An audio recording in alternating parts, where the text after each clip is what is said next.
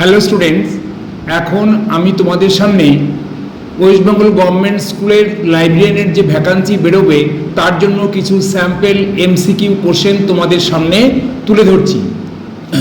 Question 1, which of the following is a নিও conventional source of information.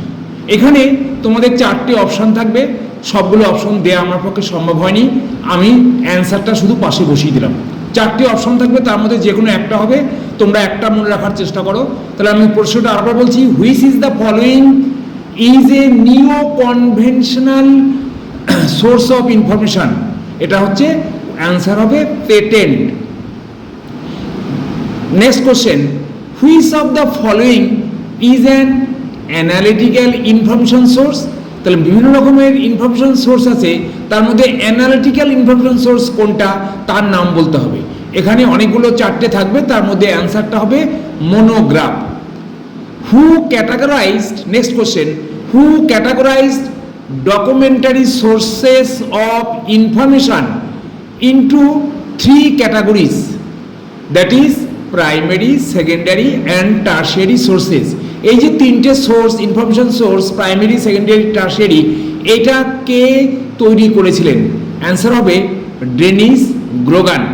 Dennis Grogan. Next question, how many parts are there in 13 digits ISBN number. এই ISBN number আমাদের প্রত্যেকটা বইতেই থাকে, সেই বইয়ের যে 13টা digit থাকে, সেই ডিজিটের কটা পার্ট সেটা তোমাদের জেনে রাখা ভালো। তাহলে সেই উত্তরটা হবে 5 part. Number, next number, who is the editor in chief of DDC 22nd edition. তাহলে আমরা এখানে বলতে পারি যে DDC 22nd এডিশনের এডিটরের নামটাও আমাদের জেনে রাখা দরকার। উত্তর হবে জিন S Mitchell. Jean S Mitchell. Next question, in how many language does Indian national bibliography includes the books. তাহলে আমাদের INB অর্থাৎ ইন্ডিয়ান ন্যাশনাল বিব্লিওগ্রাফি সম্পর্কে আমাদের সমস্ত তথ্য জেনে রাখতে হবে। আমাদের ভারতবর্ষের যতগুলো ন্যাশনালাইজড ল্যাঙ্গুয়েজ আছে সবগুলো ল্যাঙ্গুয়েজেই আমার এখানে ইনক্লুড করা আছে বইগুলো। তাহলে সেটা কত? নাম্বার অফ ল্যাঙ্গুয়েজ হচ্ছে 14। তাহলে এই উত্তর, in how many language does Indian national bibliography includes the books, or the answer 14 language. Next question, Berne convention is concern with. অর্থাৎ আমাদের লাইব্রেরি সায়েন্সের অনেকগুলো কনভেনশন হয়েছে, তার মধ্যে একটা বার্ন কনভেনশন খুব চিরপরিচিত এবং রিনাউন্ড নাম, বার্ন কনভেনশন। এটা কি নিয়ে হয়েছিল? Copyright act. কপিরাইট নিয়ে এই কনভেনশনটা হয়েছিল। Next question, the UNESCO public library manifesto first issued in. অর্থাৎ প্রথম কবে ইউনেস্কো পাবলিক লাইব্রেরি ম্যানিফেস্টো প্রকাশ করেছিল? এটা ফার্স্ট হবে 1949। সেই সঙ্গে তোমাদের আরেকটা লেটেস্ট কবে হয়েছিল সেটাও তোমাদের জেনে রাখতে হবে। তোমরা একটু সার্চ করে দেখবে লেটেস্টটা কত সালে হয়েছিল।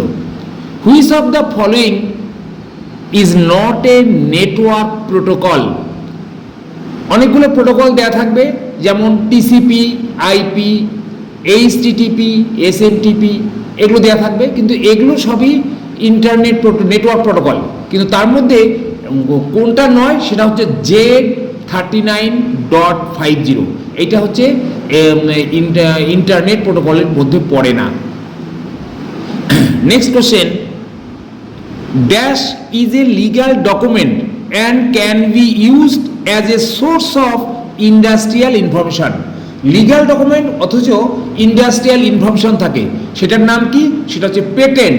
পেটেন্ট হচ্ছে একটা লিগ্যাল ডকুমেন্ট এবং ইন্ডাস্ট্রিয়াল ইনফরমেশন এর মধ্যে থাকে। Thank you. এরপরে question, name catalogue is variant form of.